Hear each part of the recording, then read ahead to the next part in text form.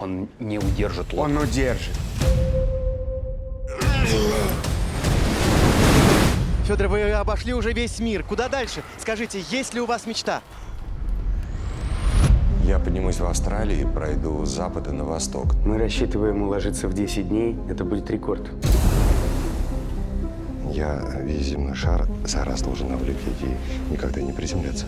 Эта гондола – настоящее детище Федора. Почему я должен платить за ваш адреналин? Вас прет, а нас колотит. На нас надвигается циклон с Тасмании. Если сейчас отложим, уже не взлетим. Все нормально, руби! Отец говорит, смирись.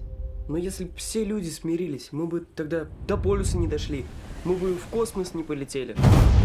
Диспетчер из Сиднея желает тебе безопасного полета. Почему вы не говорите с ним? Каждый день ему пишу письмо. А потом, когда он возвращается, я ему отдаю свои, а он мне свои. Я лечу, куда дует ветер. Змея воздушного, помнишь? Вот тут такая же система. Пап, люблю тебя. У тебя впереди грозовой фронт. Ты идешь прямо на него. Это суперциклон. Циклон-убийца. Он будто гонится за тобой. Чего ты пристал ко мне? Чего тебе надо?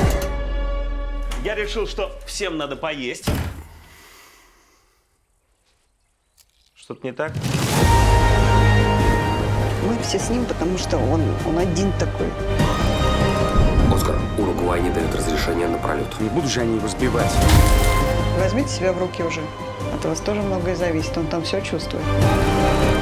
Выше не поднимайся, ты просто упадешь камнем вниз. Я же всю жизнь к этому шел. Давай, Федор, держись.